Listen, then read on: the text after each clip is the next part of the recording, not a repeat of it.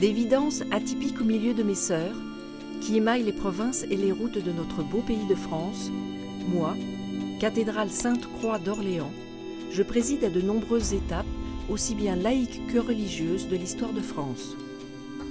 Raison pour laquelle je fais partie des édifices religieux omniprésents dans l'esprit du peuple français.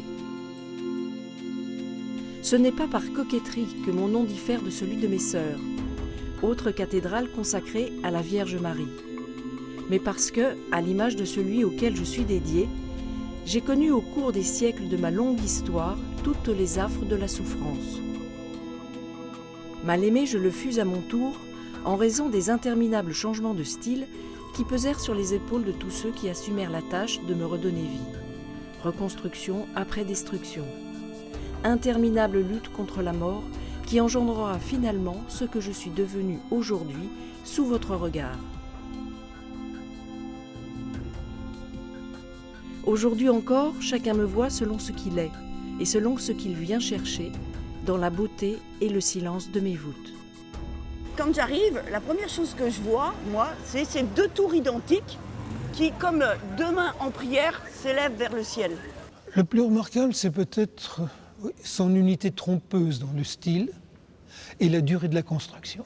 C'est un édifice qui est chargé d'une histoire toute particulière et qui ne se superpose avec à peu près aucun édifice, je dirais même en Europe. Nous l'appelons volontiers cathédrale royale, puisque 3 rois y furent sacrés, un y fut baptisé. Lorsqu'on ouvre les portes de la cathédrale, les gens viennent automatiquement. Il y a un attrait, voilà. Il y a le fait qu'il y a ce positionnement, elle est bien au cœur de la ville. On ne visite pas une cathédrale en ne faisant que marcher. Il faut à un moment donné, il faut se poser. L'idéal, c'est même de se poser au milieu de la nef, se laisser baigner par l'immensité de l'édifice, par la beauté, par l'atmosphère paisible et le silence qui y règne. Se poser sous mes voûtes et se laisser envahir par le silence qui y règne vous permettra de faire vôtre la nature de mon être. J'ose dire que je suis atypique, tant par mon architecture que par mon nom. N'y voyez pas prétention, mais le besoin que j'ai de me faire aimer de vous qui venez à moi par tant de chemins différents. Ces immenses édifices, ils ont vraiment comme objectif d'aider ceux qui entrent à s'élever. Alors après, selon les convictions de chacun, mais même quelqu'un qui ne partage pas la foi chrétienne peut trouver ici quelque chose qui l'élève hors de lui-même, voilà, qui lui rappelle sa dignité, voilà, que l'être humain a une vocation particulière en ce monde.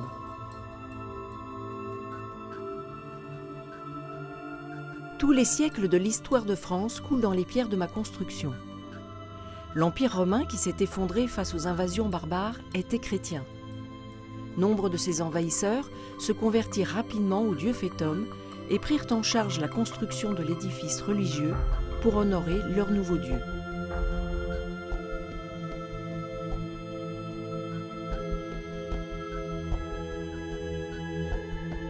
Bâti au IVe siècle de l'ère chrétienne, j'ai longtemps existé sous la forme première qui me fut donnée.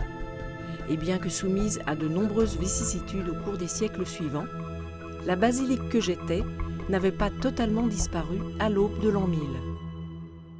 Alors nous sommes dans la crypte archéologique de la cathédrale Sainte-Croix d'Orléans. Donc c'est l'ensemble des sédiments qui ont été vidés et qui ont fait apparaître en fait l'ensemble de ces murs et de ces vestiges.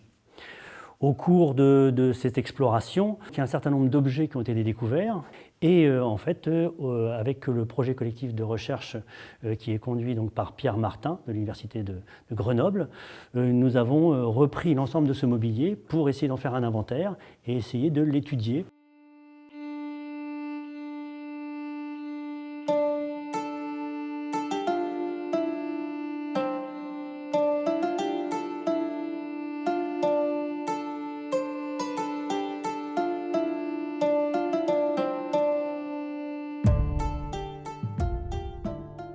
Au fil de ces siècles instables et difficiles, les péripéties tant politiques qu'artistiques et sociales se chevauchèrent à ce point que même les historiens qui me prennent en charge aujourd'hui ne savent pas encore quelles furent les dates et la nature des transformations que j'ai vécues, ni celles des épisodes de restauration dans lesquels apparut le dépouillement du style roman comme en témoigne aujourd'hui encore mon actuelle sacristie. Il cherche encore le lieu de ma première cathédrale et je dois dire que ça m'amuse. Il y en a certains qui disent que la cathédrale, elle n'était pas en fait intramuros, elle était probablement à l'extérieur dans un premier temps. Alors il y a plusieurs sites qui sont évoqués, notamment par exemple Saint-Marc. Beaucoup en fait pensent que finalement la cathédrale primitive, en fait le lieu de réunion des premiers chrétiens, n'est pas à rechercher à l'intérieur de la ville, mais plutôt à l'extérieur. Après il y a d'autres sites, il y a aussi certains qui ont évoqué Saint-Aignan, il y en a qui ont évoqué Saint-Laurent du côté de l'ouest. Il y a plusieurs sites possibles effectivement d'implantation d'une première cathédrale.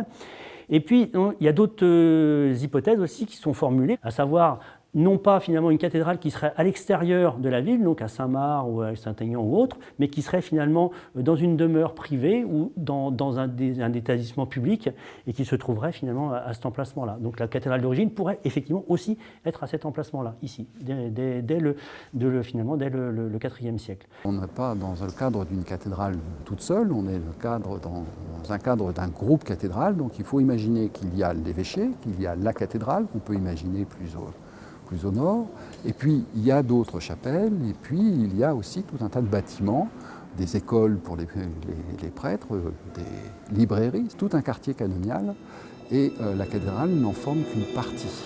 De fait, je suis le résultat de construction et de reconstruction depuis le 7e siècle, travaux dont les historiens ne connaissent les péripéties qu'à partir de l'an 1000. Hugues Capet, Robert le Pieux et Philippe Ier entreprenant de faire de moi une vaste cathédrale romane qui devint rapidement un lieu de pèlerinage, le Christ m'ayant fait l'honneur de me confier un morceau de sa sainte croix. Ma notoriété grandissante se doubla rapidement de légendes, expliquant que j'aurais été bâti au IVe siècle et consacré par Dieu lui-même, sous la forme d'une main bénissante apparue au-dessus de l'autel dans une nuée. La bénédiction par la main de Dieu de la cathédrale nous renvoie au fait que Dieu nous veut du bien. Bénédiction, ça veut dire Dieu nous veut du bien. On voit bien que dans l'histoire du peuple d'Israël et de l'Église, Dieu apporte sa bénédiction. Tout être humain est une histoire sacrée. Dieu nous bénit en Jésus-Christ en faisant de nous ses enfants et il ne cesse de nous donner les bienfaits apportés par Jésus, notamment dans le don de l'Esprit Saint. Saint-Aignan, c'est l'un des patrons du diocèse, donc, dont on a une église qui n'est pas très loin de la cathédrale, qui est au 5e siècle, voilà, au moment où les Huns, avec Attila, entraient un petit peu dans la ville d'Orléans, s'est tourné vers les Romains, s'est mis en prière, en jeûne, a demandé aux habitants d'Orléans aussi de prier. Et au moment où vraiment Attila est rentré dans la ville d'Orléans, les Romains sont arrivés et ont chassé les Huns d'Orléans. Et depuis, il est devenu un peu le patron de la ville et du diocèse. Les ancêtres n'ont pas construit les cathédrales pour qu'elles soient sur les listes de prestations touristiques. Quand on entre là, on entre dans le monde spirituel. On entre dans le mystère de Dieu. Et le mystère, c'est pas quelque chose que l'on ne va jamais comprendre. C'est quelque chose qu'on n'a jamais fini de comprendre. Et partout, tout dans la cathédrale est symbole. Symbole, c'est encore un mot piège. Le symbole, ça vient d'un mot grec qui veut dire unir, réunir, rassembler. C'est le contraire de diabolos, qui veut dire diviser. Donc, tout est signe. Les couleurs, le silence, la lumière, les œuvres, les gens, tout.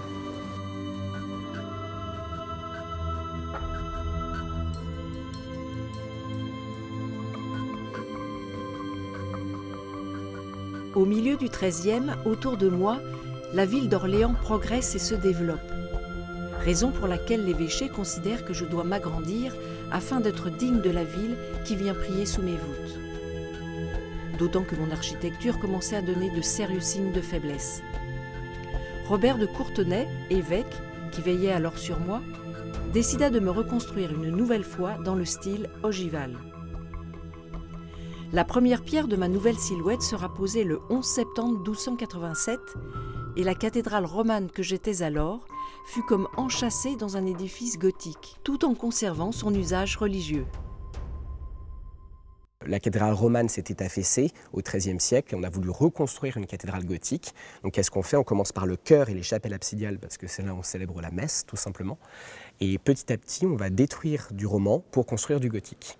Donc on se rapproche de plus en plus de la façade. Mon embellissement est conséquent, mais les finances se révèlent vite insuffisantes, ce qui d'évidence ralentit considérablement ma construction. Et comme un malheur n'arrive jamais seul, la guerre de 100 ans et les souffrances qu'elle engendre se profilent dans l'histoire de France, comme dans celle de mon agrandissement. La guerre de 100 ans est arrivée très rapidement derrière, au XIVe siècle. La cathédrale était loin d'être terminée. Il y avait le chœur, et c'était à peu près tout. Le reste était resté dans l'état roman de la grande cathédrale romane Sainte-Croix qui existait auparavant. Petit à petit, le Moyen-Âge s'efface pour laisser place à la Renaissance, laquelle verra naître et se développer le protestantisme. En 1562, je serai férocement pillée, puis pratiquement totalement détruite par les Huguenots en 1568. De la cathédrale ancienne ne reste que les tours romanes, les 2 travées occidentales, puis les chapelles de l'abside. Tout le reste est détruit, inutilisable. Il a fallu tout reconstruire. Mais il était impensable de m'imposer le style nouveau de la Renaissance débutante. Cathédrale de l'un des plus anciens évêchés du royaume de France, mon cœur ne pouvait continuer à battre que sous les ogives gothiques. C'est de nouveau à un roi de France que je vais devoir mon salut, pour ne pas dire ma résurrection. Au lendemain des guerres de religion, l'héritier du trône de la fille aînée de l'Église est un prince protestant qui vient de se convertir au catholicisme pour porter la couronne de France. Henri IV, homme de paix dans une nation déchirée, va financer ma reconstruction à l'identique et va ainsi reconquérir une grande partie des cœurs catholiques de France, sans pour autant blesser ceux de ses sujets demeurés protestants, lesquels aspirent également à la paix et la réconciliation nationale autour de la personne du souverain.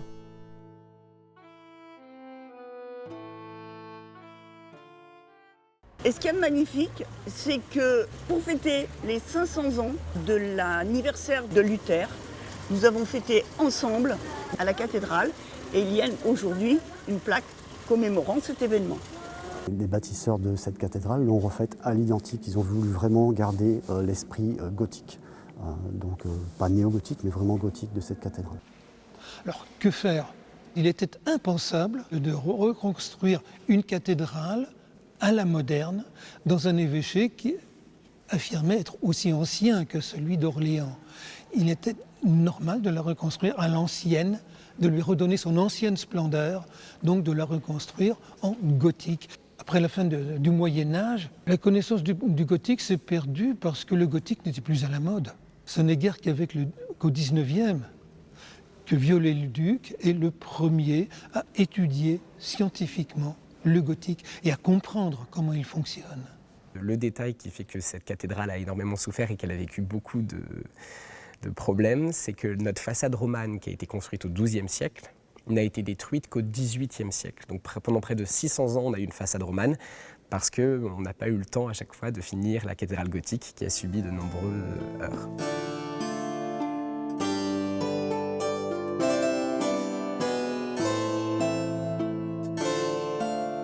Henri IV, bien sûr, ne me verra pas dans ma splendeur retrouvée. Son fils Louis XIII, puis son petit-fils Louis XIV, continueront l'ouvrage et leurs successeurs jusqu'à mon nouveau baptême, le 8 mai 1829, sous le règne de Charles X. L'image de la cathédrale médiévale, ici, elle est un petit peu perturbée. Quand on voit la cathédrale d'Orléans, on n'a pas l'impression que c'est une cathédrale gothique. Il y a quelque chose qui dérange. Et la raison essentielle de cela, c'est que c'est une cathédrale de style gothique, mais qui a été édifiée à toutes les époques, sauf à l'époque du gothique. Et donc, c'est une cathédrale qui a été construite dans une continuité de style très importante, par un pouvoir royal et par une décision royale. Et donc jusqu'à son achèvement au XIXe siècle, après les destructions des Huguenots dans les années 1560, eh bien, on s'est mis à reconstruire la cathédrale toujours dans cette continuité du style gothique. C'est un exemple de continuité dynastique qui s'exprime dans l'architecture et dans la pierre. Et ça, c'est un exemple qui est tout à fait emblématique d'une volonté d'un pouvoir central de définir une architecture dans la pierre et de définir un pouvoir et une volonté très forte. Alors la façade occidentale de la cathédrale d'Orléans, elle est très particulière, elle ressemble vraiment à une cathédrale gothique puisqu'elle a cette espèce de symétrie, ce grand massif occidental avec ses deux grandes tours. Mais ce qui frappe, c'est que contrairement à une église médiévale, où il y a une certaine fantaisie dans l'architecture, c'est-à-dire que quand on regarde avec attention une église médiévale, eh bien, les fenêtres de droite ne sont pas exactement la même chose que celles de gauche, les portails ont chacun leur identité, etc. Ici, à Orléans, on a voulu faire une cathédrale idéale.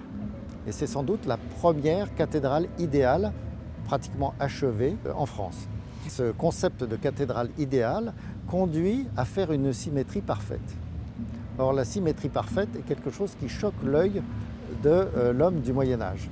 Et donc, si vous regardez la cathédrale d'Orléans avec attention, vous apercevrez que tout est parfaitement identique de part et d'autre de l'axe central de la cathédrale. Et cette impression est encore renforcée par le fait que l'urbanisme qui est autour de la cathédrale participe également à cette impression, puisque toute la place, le parvis, les immeubles d'autour et la grande rue qui se trouve dans l'axe renforcent encore cet effet extrêmement monumental et qui ressemble plus à une architecture classique qu'à une architecture gothique. On dit de moi que je suis une cathédrale royale. De fait, de Charles le Chauve au IXe siècle à Louis XIV au XVIIe siècle, nombre de souverains français ont marqué de mon empreinte les éléments fondamentaux de leur règne.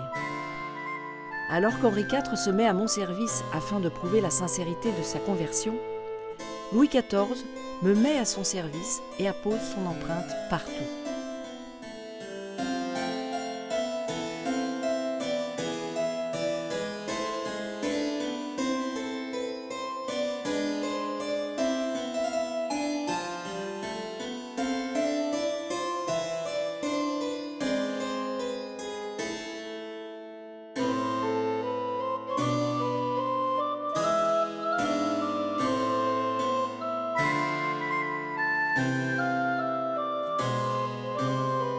Ici, nous sommes à un endroit un peu particulier parce que le portail que j'ai derrière moi est pratiquement le seul morceau de la cathédrale qui, lui, n'est pas gothique. Il est de style classique, avec des colonnes corinthiennes, avec un grand fronton, etc. Et pourquoi cela? Bien parce qu'en fait, ici, on est dans la partie de la cathédrale qui a été reconstruite par Louis XIV. Et donc Louis XIV ne pouvait pas s'empêcher de faire du Louis XIV. Tous les styles, tous les symboles de la monarchie sont extrêmement présents sur cet édifice. Les fleurs de lys, les ailes de Louis XIV, la face de Louis XIV dans un raid de soleil et un certain nombre d'éléments symboliques qui appartiennent au vocabulaire de la grande monarchie.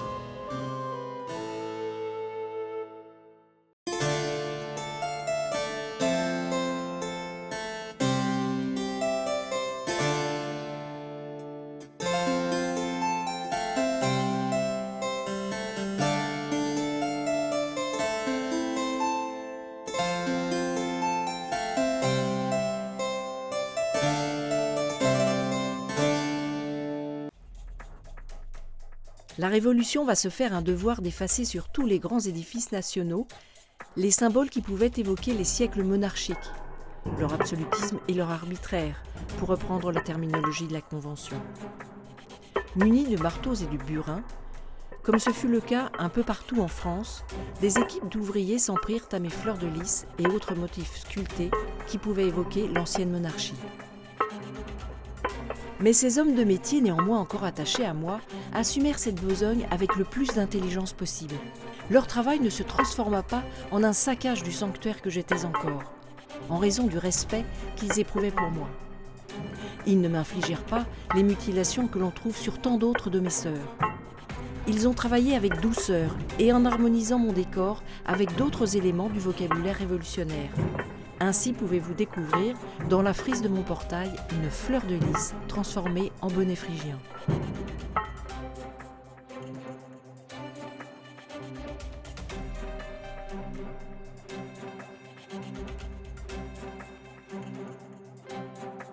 Les hommes du Moyen-Âge, ils sculptent pour Dieu. Donc ils sculptent même ce qui n'est pas visible. Alors que les architectes de la période classique sculptent pour les hommes. Et par conséquent, ce qui n'est pas visible n'est pas sculpté. C'est une sorte de théâtre, c'est un grand théâtre. Et donc à la cathédrale d'Orléans, vous trouverez très peu d'endroits qui sont sculptés et qui ne sont visibles de nulle part. Pour cette raison que la cathédrale est un changement d'époque.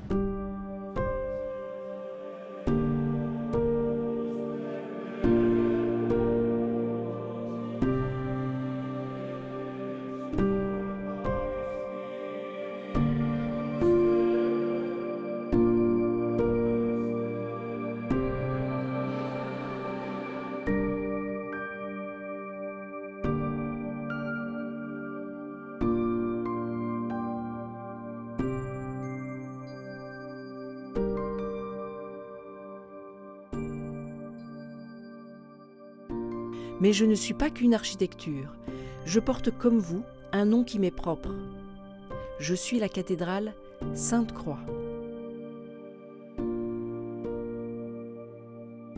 La croix est quelque chose de capital pour les chrétiens puisqu'elle nous dit le salut apporté par le Christ qui nous sauve de la mort et du péché. Donc qu'une cathédrale soit dédiée à Sainte-Croix, c'est une très belle chose.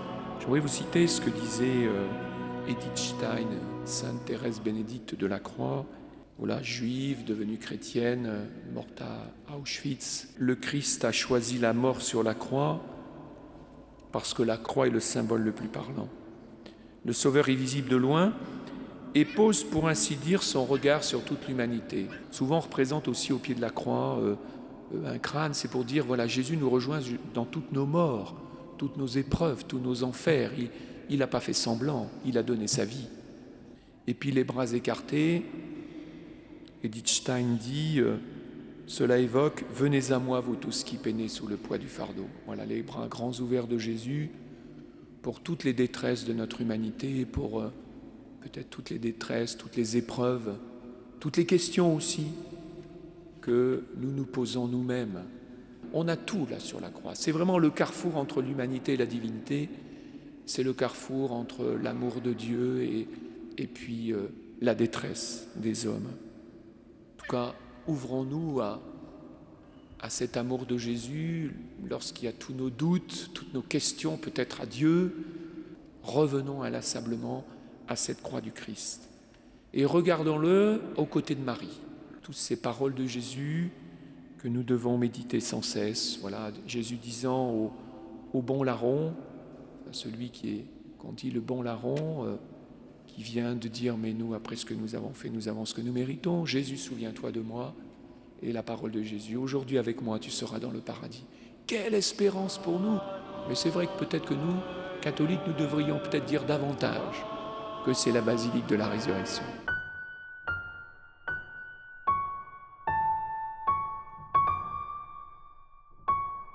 Cette grande chaise s'appelle la cathèdre, et si cette église s'appelle cathédrale, c'est justement parce qu'il y a la cathèdre, c'est-à-dire la chaise de l'évêque. Cette église n'est pas l'église de tel village ou de telle ville, c'est l'église de tout le Loiret, tous les chrétiens du Loiret dans un diocèse. C'est l'évêque, et donc c'est l'évêque qui vient présider les grandes célébrations à cette chaise, et on peut voir au-dessus d'ailleurs son blason. La cathédrale, elle a 2 tours, et j'aime bien dire habituellement qu'il y a une tour, c'est la vie diocésaine, et puis l'autre tour, c'est la vie paroissiale. La cathédrale, elle a cette spécificité, c'est d'avoir le siège de l'évêque, la cathèdre. Donc ça lui donne une dimension diocésaine que l'on retrouve à travers un certain nombre de célébrations qui sont vraiment ouvertes à tout le diocèse. Et puis après, elle est quand même dans un lieu précis, au cœur de la ville d'Orléans. Et donc elle fait partie de cet ensemble paroissial du cœur de ville d'Orléans, avec cette particularité, c'est qu'il n'y a pas vraiment une vie de communauté. C'est-à-dire que dans une cathédrale, il y a des gens qui viennent pour de multiples raisons. Voilà, de simples croyants, des chercheurs, des gens qui sont attirés par le patrimoine, d'autres par l'histoire. Et puis, il y a quelques fidèles qui viennent régulièrement le dimanche à la messe. Et on essaye, voilà, avec ces fidèles-là, d'avoir une vie de petite communauté, qui est peut-être moins importante que dans d'autres églises du cœur de ville d'Orléans.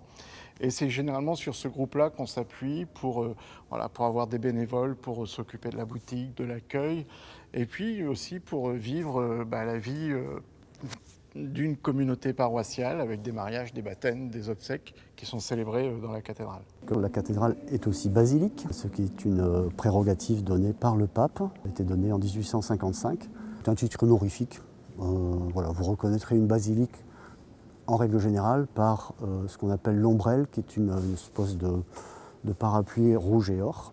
Voilà, et puis une petite cloche spéciale qu'on appelle du joli nom de tintinabule, voilà, qui tintine. Et puisque l'on parle de musique, je vous laisse savourer, comme la respiration de l'orgue emplit mes voûtes.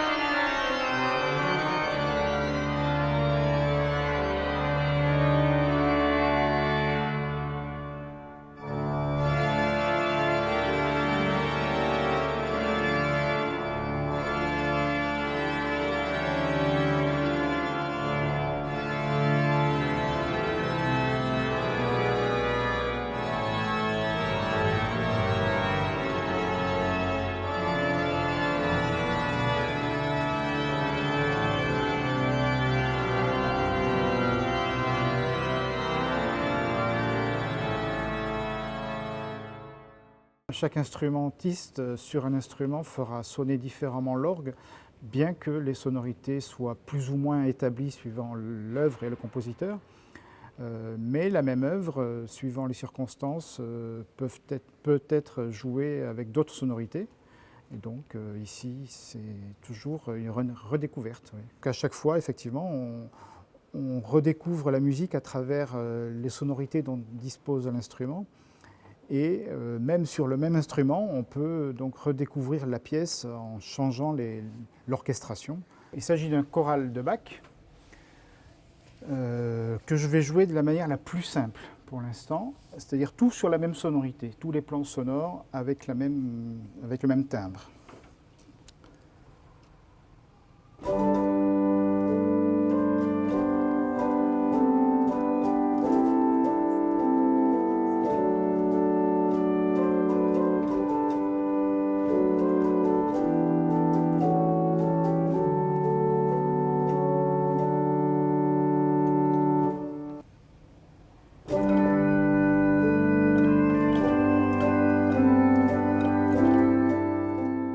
Chaque instrument est unique de toute manière, même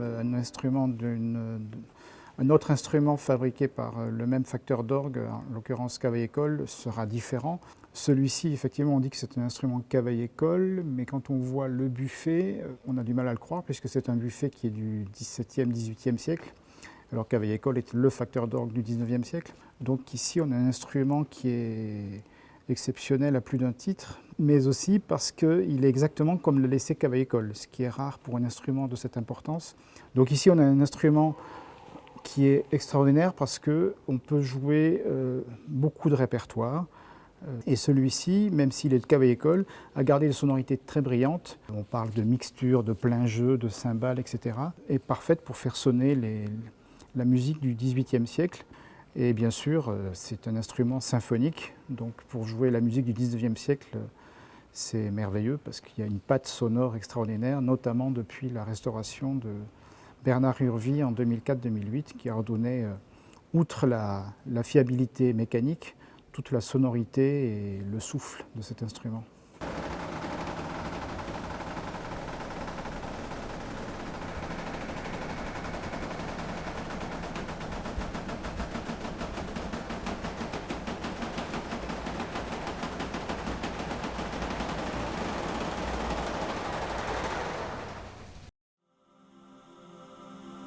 Et puisque nous sommes déjà à mi-hauteur, continuons de monter.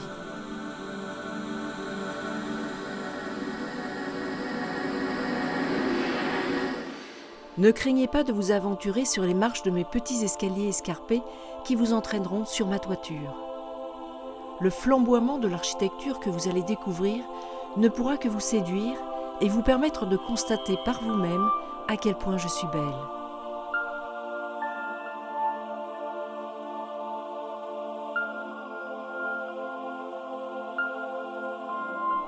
Le spectacle est somptueux et la joie qu'il vous offrira infinie.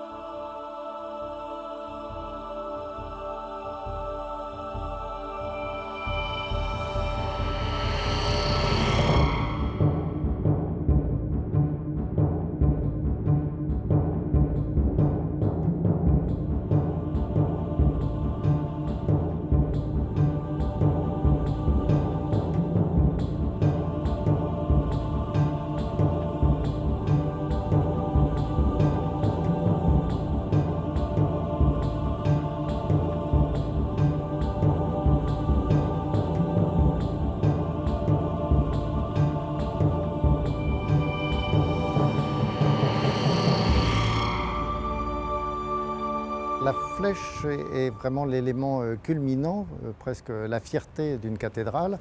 Nous en sommes à la 4e flèche. C'est l'élément le plus haut, le plus fragile et le plus soumis aux intempéries. Et c'est très intéressant de voir que le style s'exprime dans la flèche, puisque comme elle est reconstruite régulièrement, à chaque fois, on adapte le style au goût du moment. Le charpentier qui a créé cette flèche et celui de Notre-Dame de Paris sont les mêmes. La plaque de fondation sont identiques. La conception de l'édifice sont très semblables. Un des problèmes numéro 1 des flèches, c'est leur torsion. Et un des grands challenges des architectes du 19e siècle, c'est de redécouvrir le secret qui évite ce mouvement de torsion.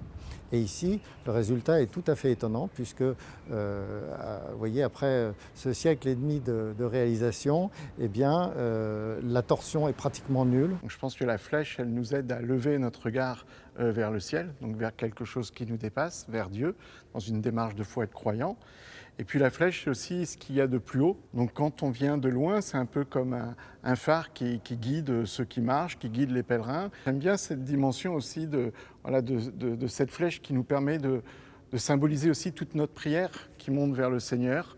Voilà, et que je pense que chacun, là où il en est sur son propre chemin de foi, quand il lève les yeux et qu'il voit cette flèche, tout de suite, il a le regard tiré vers le haut.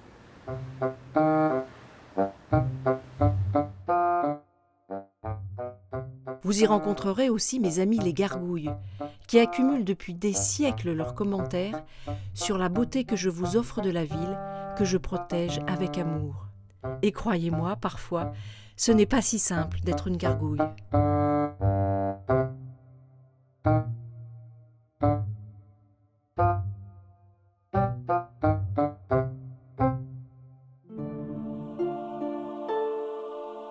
Et surtout, venez me voir régulièrement, car la lumière sur mes pierres change.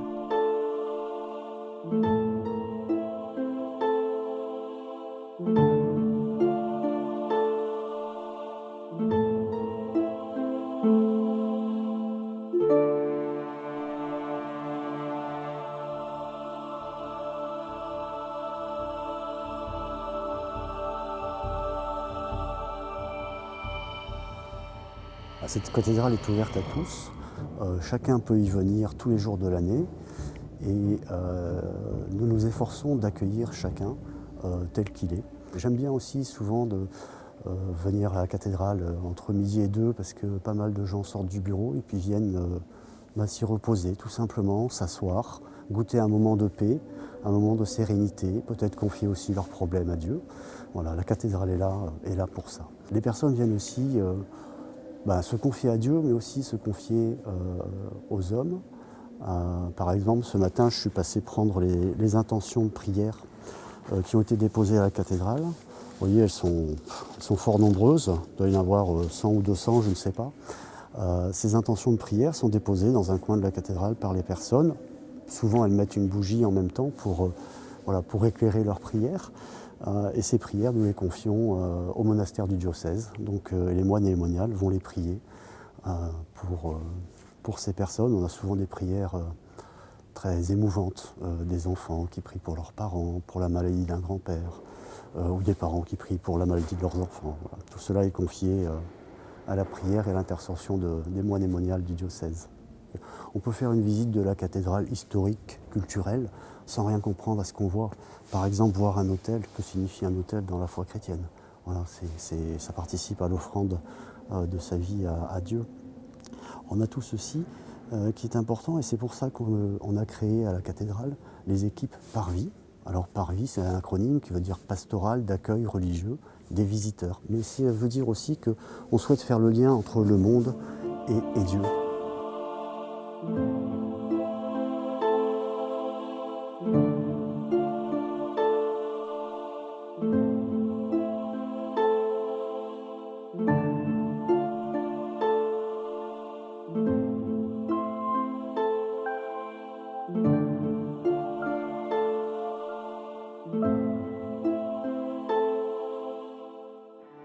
Comme à titre de consolation, le Christ m'offrira néanmoins la joie infinie d'accueillir en mon sein Jeanne la Pucelle.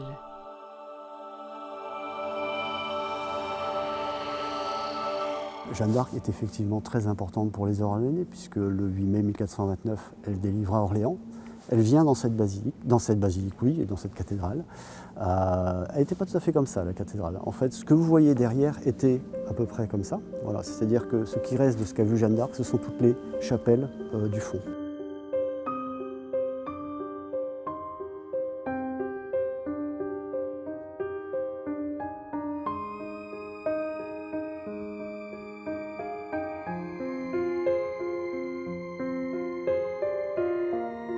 Jeanne, elle est universelle. Elle réunit toujours les trois ordres, c'est-à-dire le civil, le militaire et le religieux. Pourquoi ? Parce que tout simplement, Jeanne était une fille du peuple, mais c'était aussi une guerrière qui a su diriger une armée médiévale, ce qui n'était pas chose aisée, et c'était aussi une fille très pieuse. Elle a eu réellement un essor incroyable à une époque, et encore aujourd'hui, effectivement, sa vie et son histoire prête à confusion et certains auteurs effectivement vont donner d'autres versions de l'histoire, prétendant par exemple que Jeanne d'Arc était un homme ou alors était la fille de Charles VII, pouvant expliquer finalement toute cette histoire. Il n'empêche effectivement que si on enlève la vocation divine de Jeanne, si on enlève ses voix divines, l'histoire perd de son sens. Donc on ne peut pas enlever Jeanne de sa piété. Et les deux ne font qu'un, et c'est ce qui fait l'histoire de Jeanne. Les voix de Jeanne d'Arc ne sont pas un problème pour moi. Elles ne sont même pas un problème pour les historiens. Il faut se remettre dans le contexte de l'époque. On ne cherchait pas des raisons scientifiques. Voilà, ce n'était pas un problème. Pour celui qui veut réussir sa vie, les valeurs de Jeanne d'Arc sont toujours d'actualité.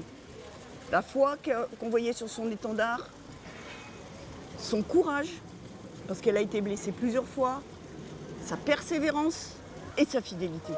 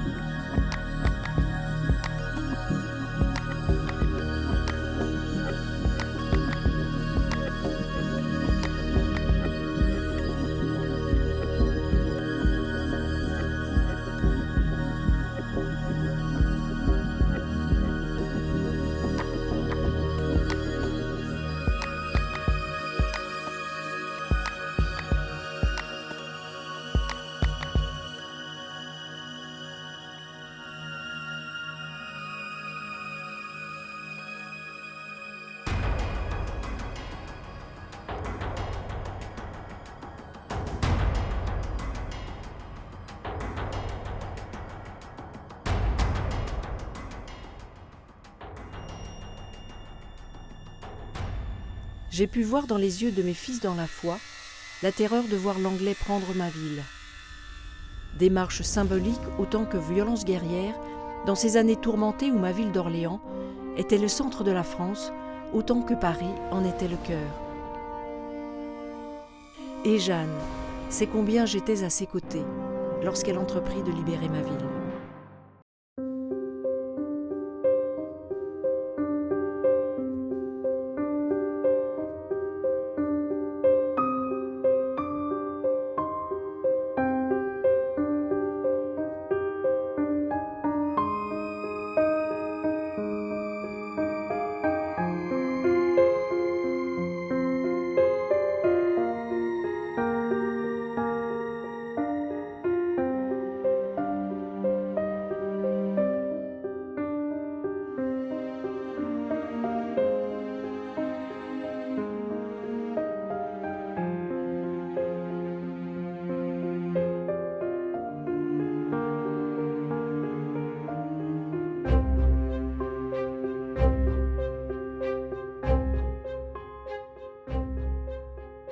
Lorsque Jeanne remonta la grande rue qui menait jusqu'à mon portail, pour aller remercier la Vierge de la victoire qu'elle venait d'emporter, elle était au sommet de sa gloire humaine. Charles VII lui avait accordé sa confiance, ce qui permit à la pucelle de partir avec une petite armée pour Orléans. Ma ville était alors assiégée par l'Anglais. Elle réussit à entrer en avril 1429, rendant ainsi courage à la garnison qui défendait encore ma ville. Celle-ci attaqua les redoutes et les bastilles que les Anglais venaient de construire devant les murs d'Orléans. Le 8 mai, l'ennemi levait le siège. Cependant, la délivrance d'Orléans ne suffisait pas à Jeanne. Elle voulait faire sacrer le roi. Ce qu'elle parvint à faire, mettant ainsi fin à la mission que Dieu lui avait confiée.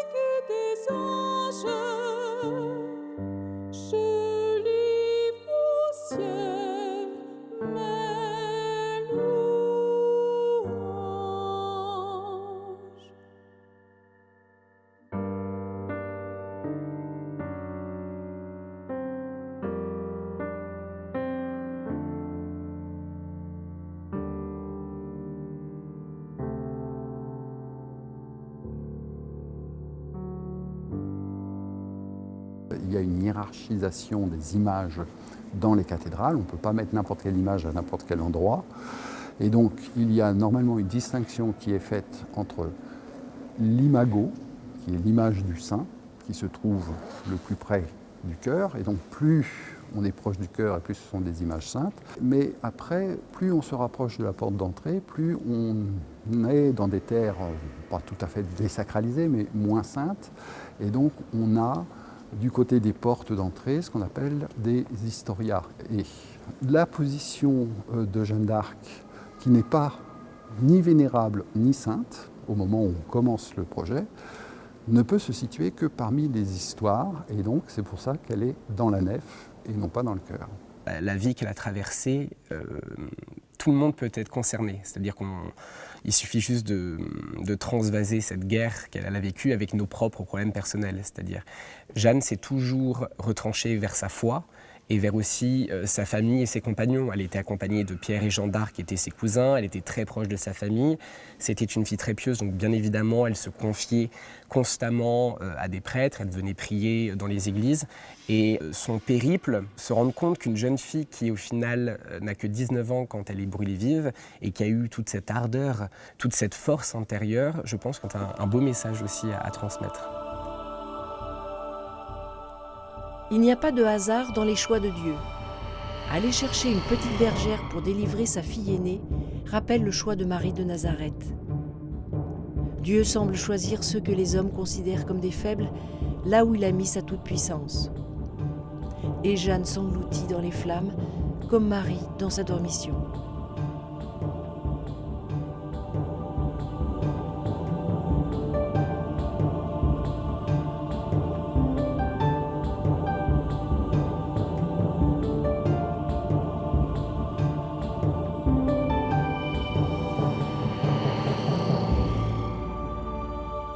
Jeanne d'Arc est tellement importante pour Orléans que l'année suivante, donc le 8 mai 1430, ont commencé les fêtes joanniques qui ont encore lieu aujourd'hui.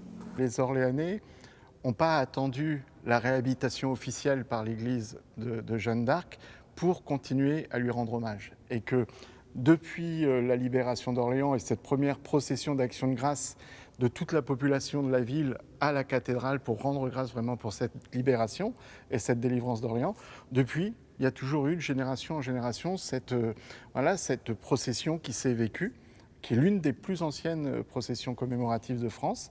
Et je crois qu'aujourd'hui, on essaye vraiment, dans la cathédrale et puis aussi dans toute la ville, de perpétuer cette mémoire. C'est-à-dire de vraiment rendre grâce à Jeanne pour la délivrance d'Orléans, en essayant de se dire que ce qu'elle a vécu, sa sainteté, cela peut nous parler à nous aujourd'hui. Et qu'on essaye de transmettre que Jeanne, elle est éternellement jeune. Ce n'est pas une Jeanne du passé, ce n'est pas une sainte du passé, mais c'est vraiment une sainte jeune qui nous touche aujourd'hui. Depuis toutes ces années, il y a les fêtes de Jeanne d'Arc.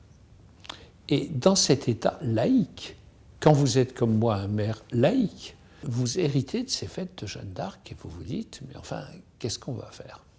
Parce que ce sont des fêtes qui sont civiles, militaires, religieuses, indissociablement. Parce que dans la personnalité de Jeanne d'Arc, on ne peut pas dissocier la chef de guerre, la chrétienne, la croyante et la citoyenne. On a gardé cette cérémonie. Il y a des dizaines de milliers de gens qui viennent et personne ne comprendrait qu'elle n'existe plus. Mais j'ai toujours fait des discours en disant « Monseigneur, nous célébrons ces fêtes chacun dans l'ordre qui est le nôtre, en respectant notre fonction, en l'honneur de Jeanne d'Arc, parce qu'on ne peut pas dissocier ce qui faisait sa personnalité. »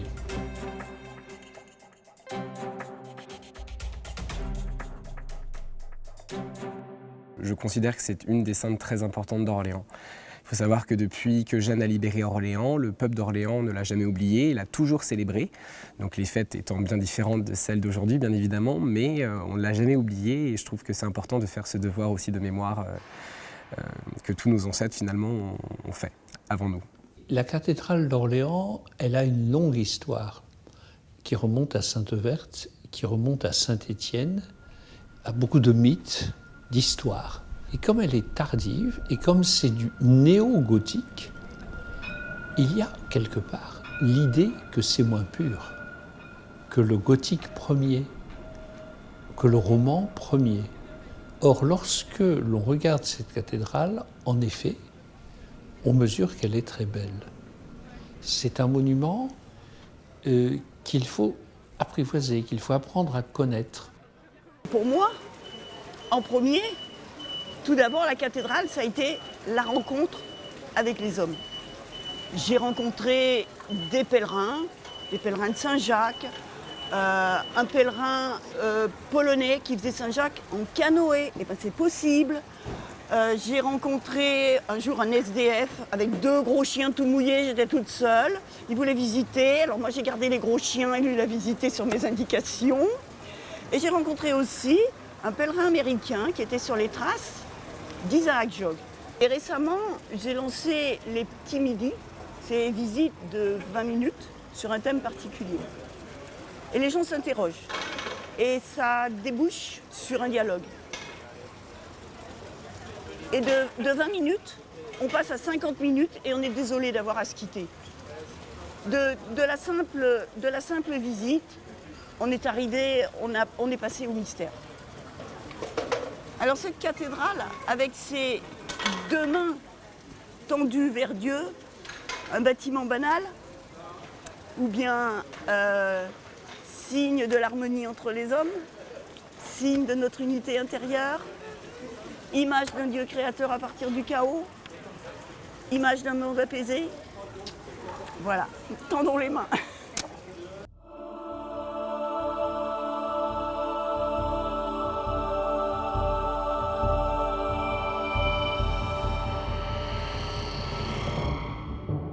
Chacun de mes fils de France qui m'ont accompagné dans mes vicissitudes et mes heures de gloire au cours des siècles m'ont vu, me voient et me verront tels qu'ils sont au plus profond d'eux-mêmes, et moi je prie pour eux chaque jour que Dieu fait.